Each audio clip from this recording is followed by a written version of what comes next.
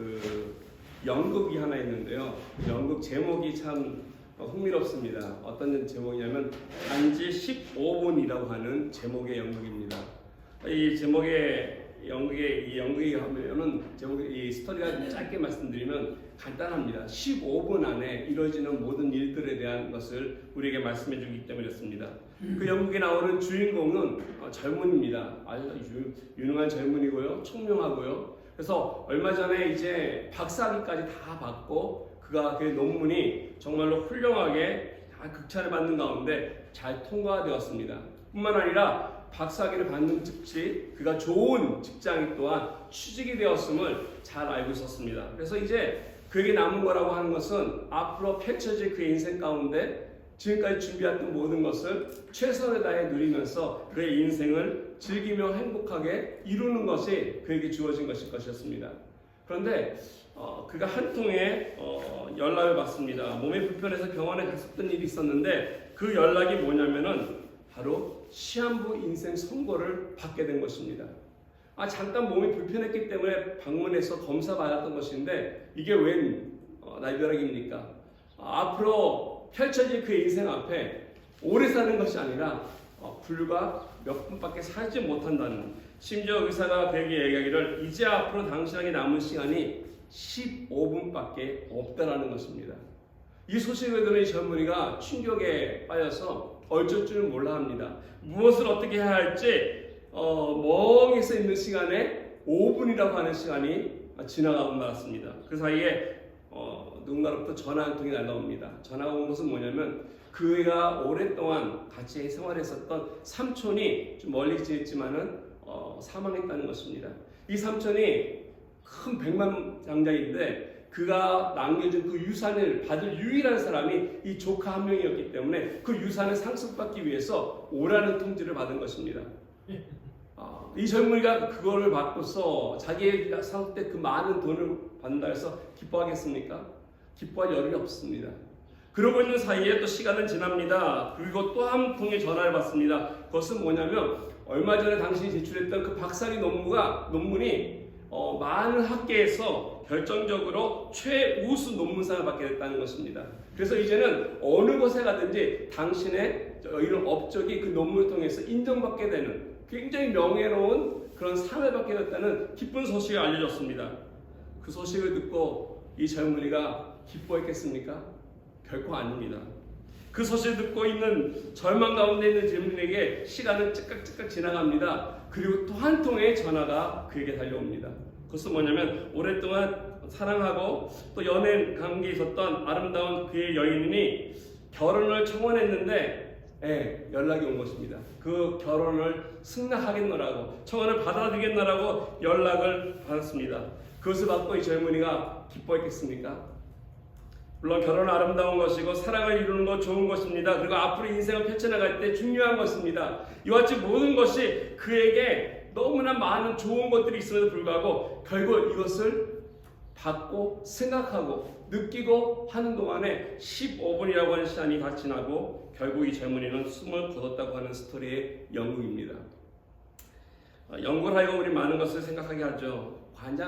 진정으로 인생에 있어서 우리가 소중하게 여기는 것이 무엇인가? 우리가 늘 아침에 일어나면 해가 떠 있고 숨을 쉬고 지나가기 때문에 우리에게 있어서 가장 중요한 가치인 이 생명이라는 것에 대해서 우리가 생각지 못할 때가 너무나 많습니다. 아니 오히려 우리는 우리들의 눈에 보이는 물질 또는 명예 이러한 것들, 이 땅에 살아가면서 내가 무엇을 먹을까, 무엇을 입을까, 어떻게 하면 잘 사는 것일까에 우리가 많은 가치를 부여하고 이러한 것을 우리가 시간을 투자하고 우리는 달려가며 살고 있지 않겠습니까? 그러나 생명이라고 하는 이 절대 가치가 우리 곁에서 떠난다면 아무런 의미도 없을 것입니다. 잘 먹고 잘 사는 것이 무슨 의미가 있을 것이며 우리의 명예가 무슨 의미가 있겠으며 이런 물질들이 나에게 무슨 도움이 되겠습니까? 그러므로 참으로 지혜로운 사람은 이 세상 사람 가운데 살아가면서 이 세상이 추구하는, 세상이 가자고 하는 많은 사람들이 향하는 곳을 같이 더불어서 따라가는 것이 아니라 그 가운데서 내가 이것을 뛰어넘어서 영원한 가치가 있는 것이 무엇인지를 우리가 확인하고 분별하여서 오히려 가치를 영원한 것에 두고자 하는 데에 우리들의 지혜로움이 있을 것입니다. 우리의 살아가는 인생에는 두 가지의 가치가 존재합니다. 그 가치는 하나는 이처럼 영원한 가치가 있고요. 또 하나는 일시적인 한순간만 누릴 수 있는 가치가 있다는 것입니다. 영원한 가치라고 하는 것은 시간이 지나도 괜찮은 것입니다. 변하지 않습니다. 그리고 그것은 늘 우리에게 귀한 중요한 가치들일 것입니다. 일시적인 가치라는 것은 시간이 지나면 변질되고 퇴색되고 그리고 어느 순간에 사라지는 것을 말하는 것이죠. 진리와 사랑이라고 하는 것 영원한 가치일 것입니다. 우리가 믿음과 또 구원이라는 것 영원한 가치입니다. 이것은 이 땅에서뿐만 아니라 천국에서도 누릴 수 있는 이와 같은 영원한 가치이기 때문에 그렇습니다. 반면에 우리가 이 땅 가운데서 누리고 또는 즐기고 얻고 가지고 있는 명예나 권력이나 또는 물질 같은 거 어느 순간에는 우리 손을 다 떠나고 말 것입니다. 그렇기 때문에 한 번밖에 살지 못하는 우리들의 인생이라고 한다면은 우리들의 인생 가운데 후회를 남기지 않는 인생이 되기 위해서 과연 어떠한 가치에 우리의 인생에 남은 시간들을 투자하며 그 시간을 향해서 살아가야 되겠습니까? 참된 가치가 무엇인지 영원한 가치가 무엇인지를 우리가 바르게 깨달을 때 우리가 한 번을 살아도 후회 없는 인생을 다 살 수 있는 것입니다. 특별히 저와 여러분들은 예수부터를 만난 사람들이 아니겠습니까? 예수를 믿는 우리들에게 있어서는 이 세상 사람들이 추구하는 가치와는 분명히 다른 그런 가치들이 있어야 할 것입니다. 세상 사람들이 추구하는 가치와 구별되어서 세상 사람들은 모르지만 우리가 알고 있는 예수 그리스도 안에서 하나님께서 인정하시는 참된 가치가 무엇인지를 우리는 바로 깨닫고 붙잡고 살아갈 때 바른 성도의 삶으로서 참된 크리스찬으로서 인생을 살아갈 수 있다는 것입니다. 내가 갖고 있는 가치가 어떻게만이 참되고 바른 것인가 영원한 것인가 이것을 알기 위해서 오늘 말씀 속에서 우리에게 가르쳐주는 귀한 진리가 있습니다. 이러한 것들이 우리가 이 땅 가운데 추구해야 할 것이다 하면서 크리스찬이 추구해야 할 영원한 가치가 무엇인지 오늘 말씀해 주는데 사도 바울은 14절에 이렇게 말씀하십니다. 주 예수를 다시 살리시니가 예수와 함께 우리도 다시 살리사 너희와 함께 그 앞에 서게 하실 줄을 아노라. 바울은 여기에서 언급하면서 우리에게 소망에 대한 것을 이야기하는데 두 가지를 이야기해주고 있습니다. 하나는 영원한 것 중에 하나가 뭐냐면 우리가 부활한다고 하는 사실입니다. 예수를 살리신 그 하나님께서 그 예수와 더불어서 저와 여러분들도 함께 살리신다는 것입니다. 예수님처럼 영화로운 몸을 입고 영원히 존재하는 것처럼 저와 여러분 또한 똑같이 우리가 구원받은 사람으로서 부활의 소망이 있음을 이야기합니다. 왜냐하면 그래야만이 우리에게 말씀해 주시고 우리에게 주신 구원이라고 하는 것이 완성되는 것이고 우리가 소망하고 바라는 것의 실체가 바로 이러한 영원한 생명이기 때문에 그렇습니다. 그리고 죽음이라고 하는 것 이것을 우리를 묻고 있는데 이것이 인생의 끝이 아니다라고 하는 사실입니다. 이 죽음 후에는 부활의 영광이 있습니다. 그렇기 때문에 모든 성도는 다시 부활하신 가운데 예수님을 만나는 소망 가운데 살아야 한다는 것입니다. 이 같은 소망이 저와 여러분들에게 있습니까? 예수님을 믿고자 사랑하는 것이 아니라 그 믿은 예수님을 다시 만날 수 있는 이것이 바로 우리들에게 있는 귀한 소망입니다. 이것만이 아니라 두 번째 차원에서는 오늘 바울이 이런 소망이 있다고 합니다. 부활에서 끝나는 것이 아니라 부활해서 그 주님 앞에 서게 된다라고 오늘 14절 말씀에서 우리에게 말씀해주고 있습니다. 이 말씀은 주님 앞에 서는 날 어떻게 보면은 우리들의 인생을 살아가면서 심판도 받고 또 결산하는다라고 하는 의미가 있는데 오늘 본문 말씀 속에서는 이런 결산의 의미보다는 우리에게 있어서 그 부활을 해서 주님 앞에 서는 것이 영광스럽다는 것이죠. 그 영광의 의미가 더 강하게 소개되고 있습니다. 살아계신 예수님 그리고 영광스러운 그 주님을 우리가 직접 배울 수 있는 그 축복이 저와 여러분들에게 약속되었다는 것입니다. 아멘. 우리가 예수님을 볼 때 얼마나 기쁠지 여러분 생각해 봤습니까? 구주를 생각만 해도 마음이 좁거든 그 얼굴 배울 때야 얼마나 좋으랴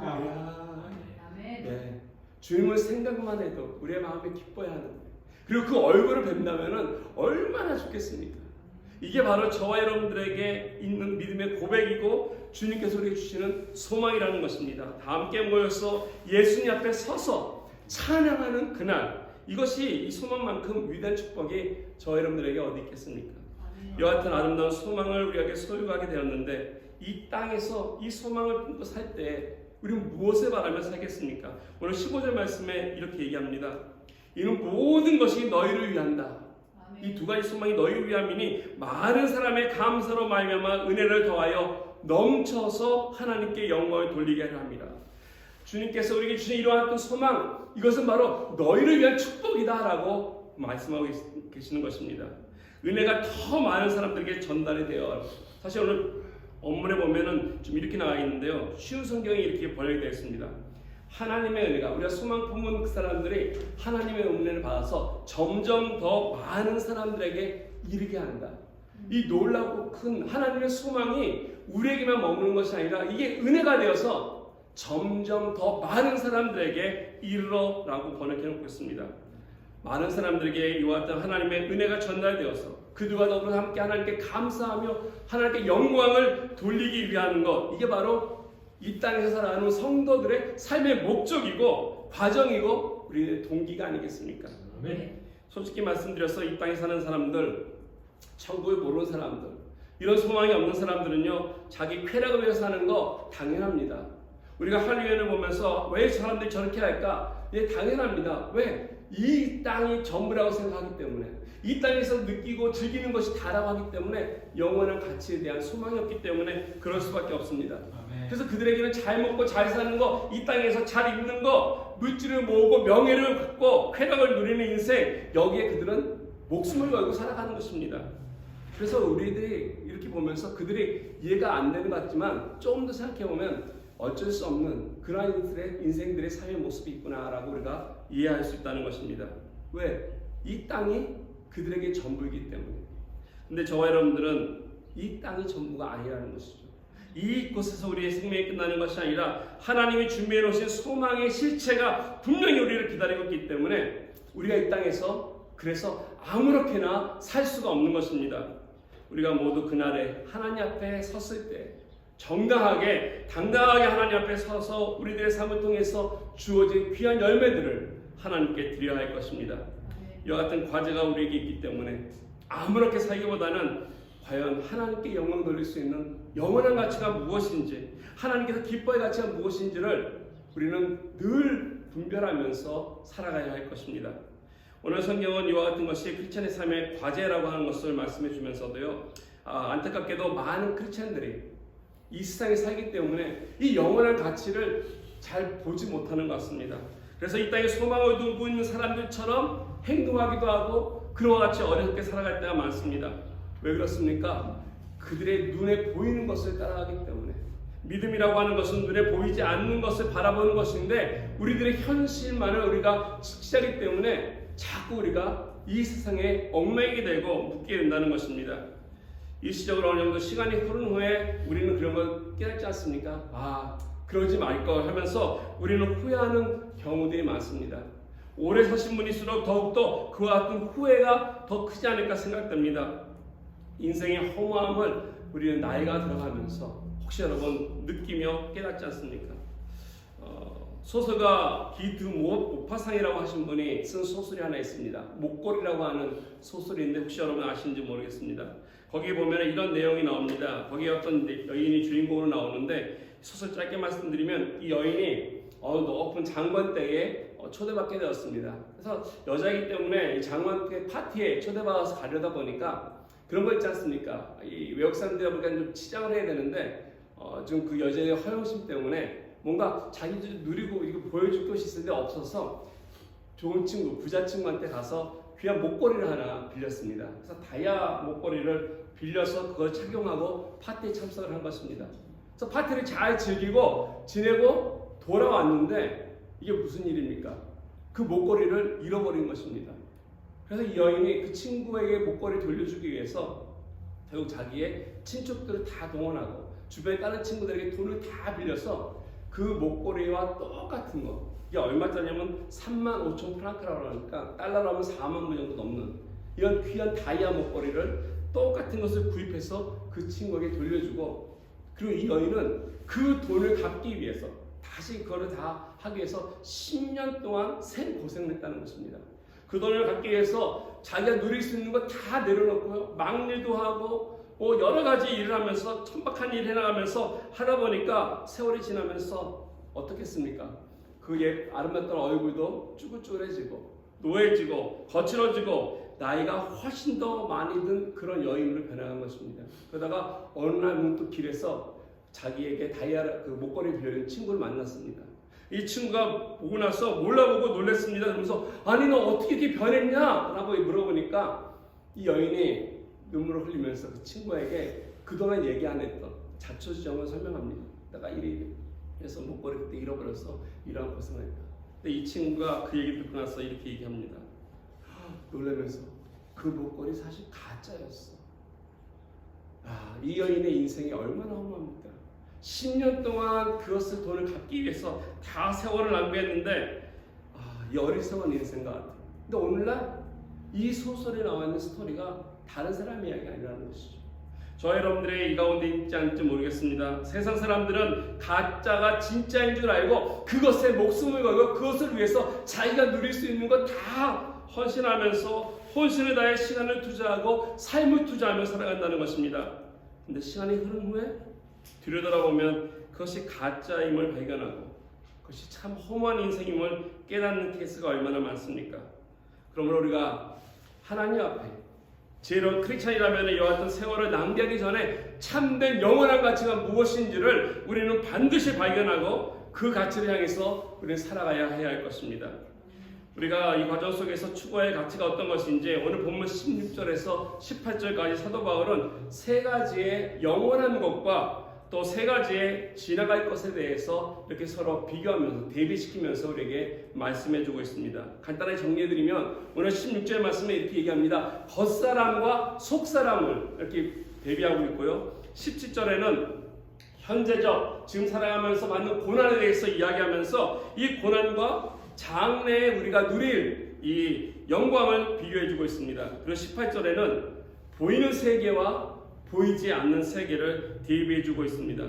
사도 바울이 이 세 가지를 이렇게 비유하면서 우리에게 보여주는 것은 그 가운데 우리가 추구해야 할 예수 믿는 사람들은 성도는 이렇게 살아야 한다는 것을 말씀해주기 위해서 소개한 것입니다. 첫 번째로 우리의 인생을 살아가면서 추구해야 할 참된 가치는 우리들의 속사람의 변화를 추구해야 한다는 것입니다.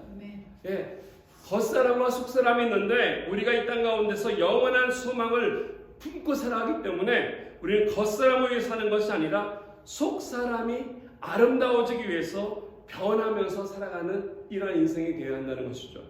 16절 말씀 보겠습니다. 이렇게 말씀합니다. 그러므로 우리가 낙심하지 아니하노니 우리의 겉사람은 나이가 지나 우리의 속사람은 날로 새로워진다. 여기 말씀하는 겉사람의 의미는 우리들의 육체죠. 이 바들이 얘기합니다. 우리 외모를 말하는 것입니다. 그래서 누가 뭐 잘생겼다 못생겼다 이렇게 얘기할 때 그 외모를 얘기하는 것인데 성경에 보니까 이 외모가 어떠다 합니까? 낡아진다. 소모되어 간다, 시들어간다, 또는 썩어가고 부패한다라고 시편 성경은 번역이 되어 있더라고요. 좀 더 구체적이죠. 우리가 아무리 이 겉사람을 관리한다 하더라도 이것을 피할 수 없는 과정이 있는데 그건 뭐냐면 낡아진다는 것입니다. 이건 필연적인 과정인 것입니다. 많은 젊은 사람들이 그들의 젊음이 영원할 것 같다고 생각되지만 그렇지 않죠. 나이가 들면 꽃 같던 이와 같은 젊음이 시들어지고 피부가 거칠어지고 얼굴에 주름살이 배이게 되고 그 많던 머리숱도 점점 빠져서 보기 흉하게 되는 것. 근데 이런 것들은요 우리가 피할 수가 없다는 것입니다. 여러분 스스로 한번 비교해 보세요. 여러분 매일매일 아침에 세수하시면서 거울을 보시지 않습니까? 근데 우리가 매일매일 볼 때 내가 얼마나 늙었는지 잘 몰라요. 근데 10년 전 또는 5년 전의 사진을 보면은 확연하게 나올 것입니다. 가끔가다 페이스북에 우리들의 옛 추억, 몇 년 전 추억하면서 이렇게 올라올 때 있는데요. 그때 보면은 저도 깜짝깜짝 놀라요. 이럴 때가 있었구나. 그걸 보면서 하죠. 야, 이때만 해도 괜찮았네. 라고 할 때가 있습니다. 근데 앞으로 5년 또는 10년 후에 아마 똑같은 이야기를 하지 않을까 생각됩니다. 그때 가서 지금의 모습을 생각한다면 똑같이 얘기할 것입니다. 이게 바로 우리 겉사람의 과정이라는 것입니다. 이런 측면에서 저와 여러분들이 겉사람에 대해서 기다릴 것은 없습니다. 겉사람이 부패해져 간다고 해서 우리가 가슴 아파하고 늙어간다고 해서 마음 아파하고 그러지 마십시오. 원래 그런 것입니다. 원래 그런 것이고 누구나 다 겪는 과정입니다. 반면에 이처럼 겉사람은 나이가 지지만 속사람은 뭐라고 말씀합니까? 새로워진다라고 표현하고 있습니다. 속사람이라고 하는 것은 우리의 내면적 자아를 이야기하고 있는데요. 좀 더 구체적으로 말씀드리면 이 속사람은 언제 나오냐? 예수 그리스도를 만난 이후에 살아가고 있는 우리들의 삶입니다. 예수 그리스도를 만나서 새롭게 된 우리의 심령을 말하는 것입니다. 그리고 이게 바로 진짜 우리들의 모습이라는 것이죠. 이게 바로 진짜 우리들의 자신입니다. 겉사람이 우리가 입고 있는 옷이라고 한다면 이 옷이 아니라 이 속사람은 예수 그리스도 안에서 성령을 통해 새로 빠진 우리들의 자신, 우리들의 심령을 오늘 성경은 속사람이라고 이야기하고 있고, 이것은 시간이 지나면서 날로 새로워진다라고 성경은 얘기합니다. 매일매일 변해간다는 것입니다. 그 이유가 무엇이겠습니까? 이것은 바로 그 안에 살아계신 예수 그리스도의 생명이 있기 때문에 가만히 있는 것이 아니라 그 생명으로 말미암아 매일매일 새롭게 변화되어 간다는 것입니다. 그래서 저와 여러분의 삶이 겉사람 중심의 삶이 되서는 안 될 것입니다. 내 속사람 중심이 되어서 하나님 앞에 매일매일 삶이 생활이고, 그 매일매일 삶이 하나님이 주신 축복이고, 매일매일 영혼을 향해서 우리가 한 걸음 한 걸음 나가는 믿음의 삶이 되어야 할 것입니다. 아멘. 그래서 우리가 가꾸고 꾸미고 관심 갖고 투자할 것은 겉사람이 아니라 진정으로 우리가 생각할 것은 속사람이라는 것입니다. 속사람의 변화를 통해서, 그 속사람의 아름다움을 통해서 우리가 세상 사람들에게 감동이 될 때, 그 메시지가 전달될 때 이 세상이 변화되는 것입니다. 이런 의미에서 우리들의 아름다움이라는 것, 외모에 있지 않냐고 내면에 있다는 것입니다. 오늘 베드로전서 3장 3절과 4절은 이렇게 권면합니다. 너의 단장은 머리를 꾸미고 금을 차고 아름다운 옷을 입는 외모로 하지 말고, 너의 단장은 오직 마음에 숨은 사람은 온유하고 안전한 심령을 썩지 않을 것을 하라라고 하나님께서 말씀해주고 있습니다. 하나님이 인정하는 아름다움, 그것은 우리 속사람이 갖고 있는 아름다움일 것입니다. 저 여러분들이 겉사람 앞에 투자하는 이런 사람이 아니, 속사람을 가꾸는데 열심을 낼 수 있는 우리의 올림교회 믿음의 성도님 되기를 주님의 이름으로 축원드리겠습니다. 많은 사람들은 겉사람에 관심을 많이 갖습니다. 그래서 투자하고 꾸미고 하는데, 우리가 속사람을 잘 가꾸고 꾸미기 위해서 몇 가지 팁을 말씀드리기 원합니다. 어떻게 해야만이 내 속사람이 변해가는데 더욱더 이 변화가는 과정 속에 아름답게 건강하게 변할 수 있느냐? 첫째는요, 하나님의 말씀을 우리가 잘 섭취해야 할 필요가 있다는 것입니다. 내 속사람이 건강하고 아름다워지기 위해서는 하나님의 말씀을 읽어야 되는 거죠. 영적 건강이 필요하다는 것입니다. 말씀을 보지 않으면, 말씀을 읽지 않으면 우리들의 영혼이, 우리 속사람이 시들시들해진다는 것입니다. 말씀을 대충 읽는 사람들 있습니다. 대충 읽고 말하는 사람들, 이런 사람들은 참된 영양가를 모르는 사람들입니다. 말씀을 깊게 읽고 말씀을 묵상하고 그 말씀에서 진정 주고자 하는 그 단맛을 우리가 할 때 꿀송처럼 달달하고 하는 고백을 할 수 있을 것입니다. 그래서 말씀을 보는 것이고요. 두 번째로는 성령의 인격으로 우리가 화장을 할 때 우리들의 속사람이 아름답게 꾸며지는 것입니다. 여러분들 일반적으로 화장, 저희 남자는 잘 하지 않지만 우리 여성분들은 화장을 많이 하지 않습니까? 화장할 때 내 걸로 하지 않고요, 화장품이라는 것을 사용하지 않습니까? 그래서 립스틱이나 또 눈 화장할 때는 마스카라나 아이브로우 같은 것들로 여러분들이 얼굴에 화장을 합니다. 근데 참 재밌는 건 화장이란 말을 영어로 메이크업이라고 하죠. 뭔가 만드는, 작품한다. 그래서 뭔가 아주 얼굴에 작품성을 만드는 건데, 이걸 잘하는 사람은 변장하는 수준까지도 이렇게 작품을 만들어내서 다른 작품이 나올 때가 있죠. 이 메이크업 하는 것만으로 우리들의 인생이 아름다워지는 않는다는 것입니다. 속사람이 아름답게 되려면은 우리 속사람은 이런 화장품을 하는 것이 아니라 성령을 통해서 우리가 아름답게 변화되는 것입니다. 성령의 옷을 입고 성령이 우리 단장시켜주면은 그걸 통해서 우리에게 사랑이 풍겨나오고 그 성령을 통해서 화평이 풍겨나오고 오래 참음과 온유와 절제와 충성과 같은 아름다움들이 여기에 묻어나올 때에 그 속사람이 아름답게 꾸며지고 변해가는 것입니다. 이와 같이 우리가 진정으로 속사람을 아름답게 꾸미기 원하면 성령에 충만한 사람이 되어야 할 것입니다.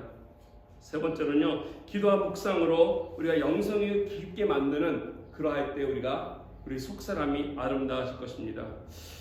기도를 많이 하고 말씀을 묵상하는 사람, 이런 사람들에게는 우리가 느낄 수 있는 영적 파워가 있습니다.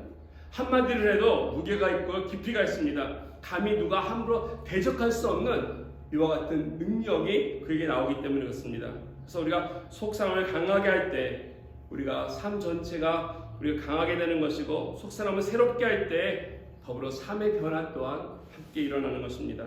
이 속사람이 하나님을 찬양하게 되면 그 삶이 하나님 앞에 아름답게 회복이 되는 것이죠. 그 심장외과 전문의사로 정수영 박사님이라는 분이 계십니다. 이분은 의사면서도 평신도 선교사님으로서 굉장히 많은 사역을 하신 분이고 학생들을 지도하신 분인데 이분이 쓴 책이 하나 있는데요. 심장이 뛴다라고 하는 책이 있습니다. 이 책에 보면은 하나의 일화를 그분이 소개합니다. 어떤 심장마비 증세로 입원을 해서 수술을 받게 된 한 50대 중반의 남자분인데 부동산 개발업자를 하다 보니까 돈을 많이 벌었습니다. 돈도 많고 남부를 정도로 크게 성공한 사람인데 심장이 안 좋아서 수술 받게 됐고 그 수술이 잘 됐습니다. 일반적으로 수술이 끝나고 나면 회복하는 그 기간이 있지 않습니까? 그래서 회복이 돼야 되는데 이상하게 이분은 회복이 잘 안 되는 거예요. 꽤 오랜 시간 동안에 회복이 안 되고 오히려 회복하는 동안에 다른 합병증도 생기고 참 많은 어려움이 있었습니다. 시간이 지나서 그래도 다 끝까지 다 회복이 된 다음에 이제 병원을 떠날 때 이 정 박사님이 그분에게 이런 얘기를 했습니다. 마지막 검진을 한 다음에 더 이상 이제 저한테 오실 필요가 없습니다. 이렇게 얘기하면서 혹시 나에게 할 질문이 있으면은 질문이 무엇이십니까? 했더니 환자가 가만히 생각하더니 이런 질문을 합니다. 사실 제가 평생 동안 우울증이 알아왔습니다. 그래서 이 우울증 때문에 좀 극단적인 시도도 한 적도 있고요. 그래서 이 우울증을 치료할 수 있는 방법이 없겠습니까? 라고 자문을 구했습니다. 그랬더니 이 정 박사님이 그 얘기 딱 듣고서 머릿속에 딱 떠오른 게 뭐냐면 이 환자가 빨리 회복되지 않았던 이유를 알았던 것입니다. 이 사람 마음이 상해 있으면 이 몸이 빨리 회복이 안 된다는 것입니다. 마음이 기쁘고 마음이 즐거워야지 몸도 함께 따라서 회복이 되는데 아무리 좋은 약을 먹고 좋은 기술을 동원해도 그 마음이 상해 있고 이 마음이 병들어 있으면 그 몸이 회복이 되지 않는 것이죠. 그러면서 이 정 박사가 그에게 얘기했습니다.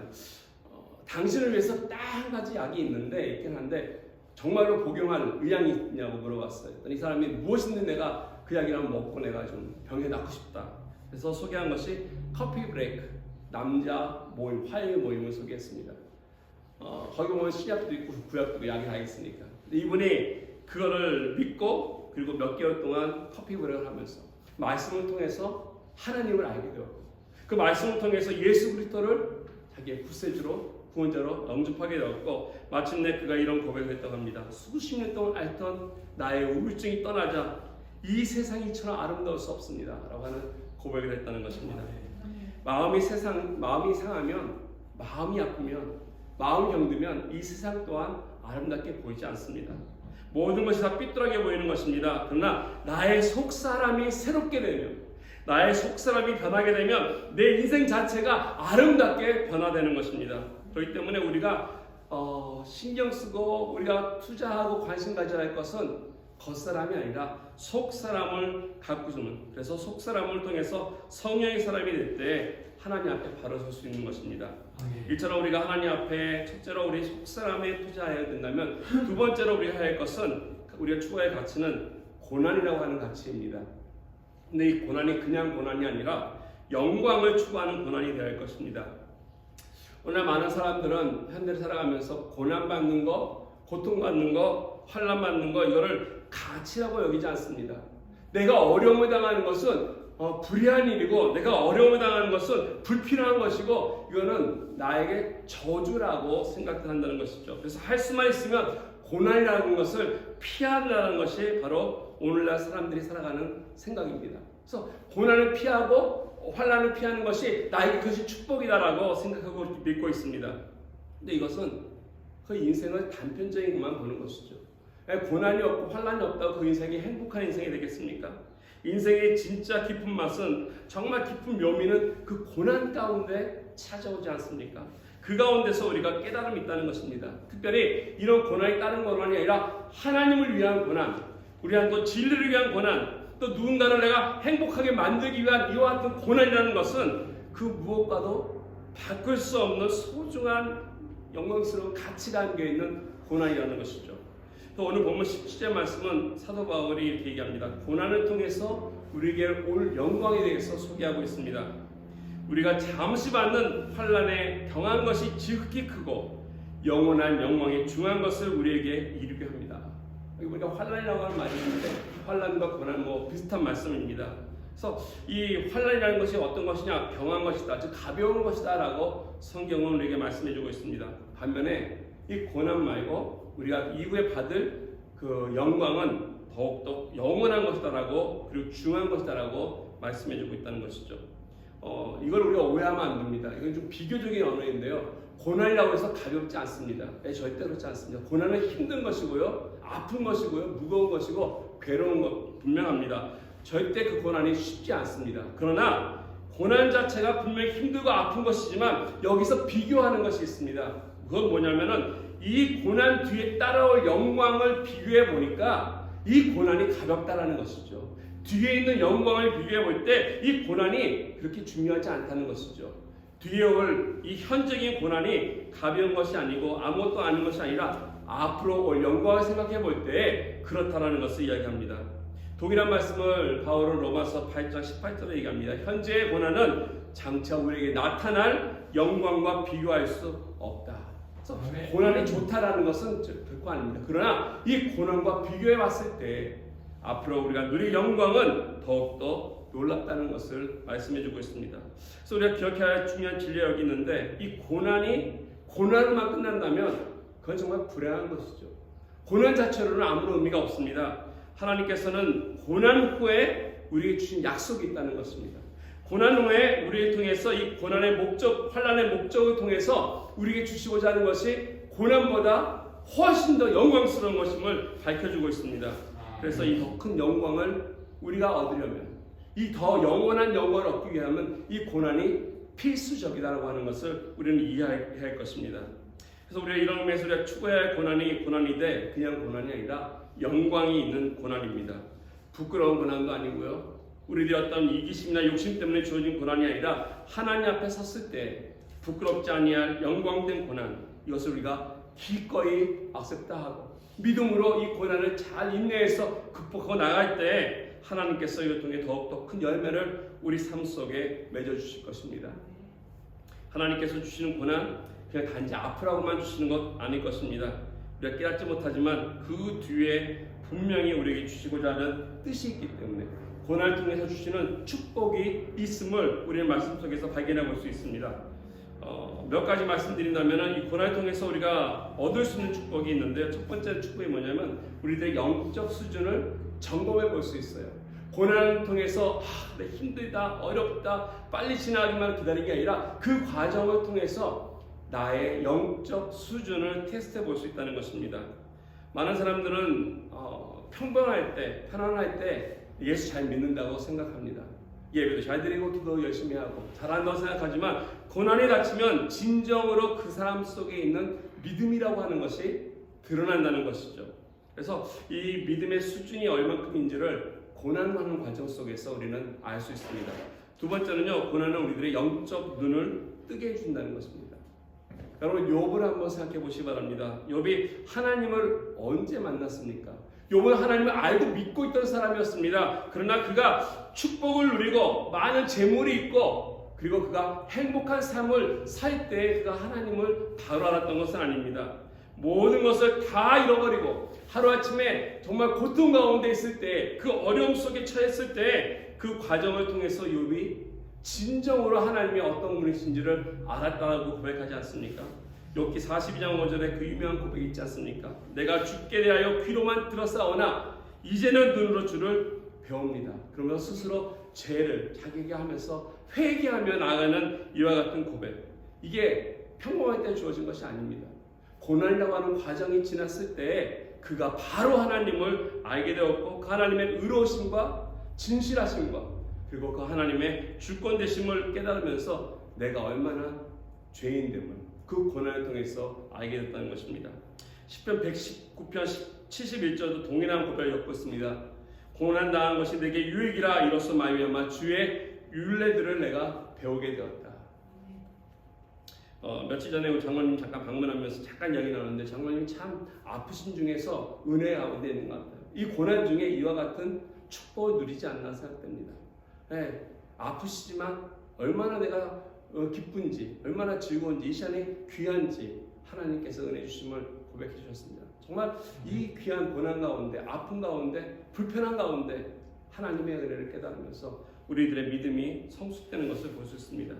이와 같이 고난을 통해서 하나님의 말씀을 보면 그 말씀 속에 감춰져 있는 진리들을 더욱더 밝히 알 수 있는 영적 눈이 띄게 되는 것입니다.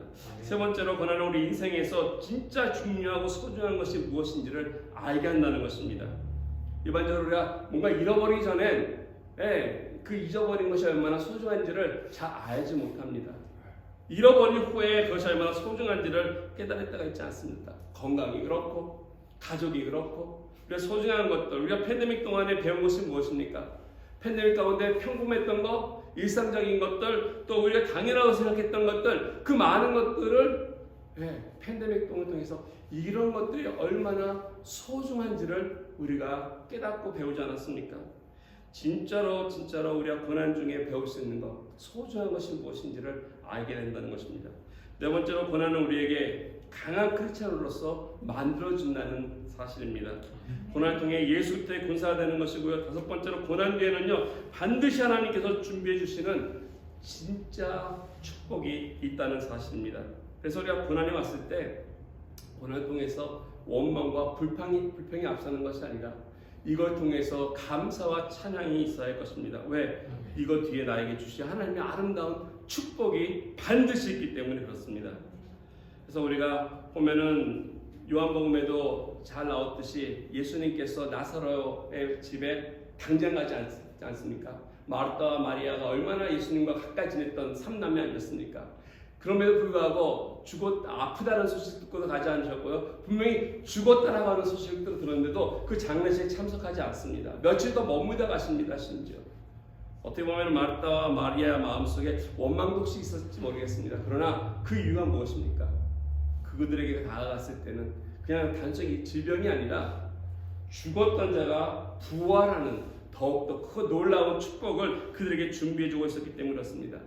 고난의 현장을 통해서 놀라운 부활의 영광을 주님께서 준비해 주셨기 때문에 이걸 통해서 나사로가 살아나고 많은 유대인들이 예수를 믿게 되는 놀라운 일이 그 가운데 있었다는 것이죠. 그래서 하나님께서는 더 큰 그림을 다 준비하고 계시다고 하는 사실입니다. 이 과정이 끝난 후에, 이런 고난이 끝난 후에 더욱더 우리가 하나님 앞에 그 영광에 참여할 수 있도록 하나님이 우리를 인도해 가십니다.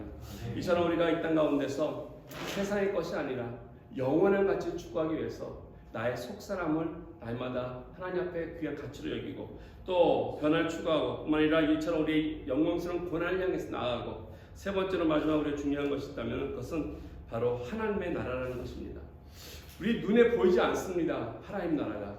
그래서 하나님 나라를 잊고 살 때가 많습니다. 근데 오늘 18절 말씀 보시면 이렇게 말씀합니다. 우리가 주목해야 하는 것은 보이는 것이 아니요 보이지 않는 것이니 보이는 것은 잠깐이요 보이지 않는 것은 영원함이라. 바울이 여기서 보이는 것과 보이지 않는 것을 대비하면서 얘기하죠. 보이는 것이 무엇이겠습니까? 이 물질 세계 아니겠습니까? 그리고 보이지 않는 것은 바로 영적 세계라고 말씀드릴 수 있습니다. 보이는 것이 오늘 현세적인 이런 질서라고 얘기한다면은 보이지 않는 것은 영적 질서를 의미합니다. 보이는 것이 이 땅에서 있는 여러 나라, 왕국, 세계 왕국이라면 보이지 않는 것은 영원한 나라인 하나님의 나라입니다. 여러분은 하나님 나라를 어떻게 바라보고 계십니까?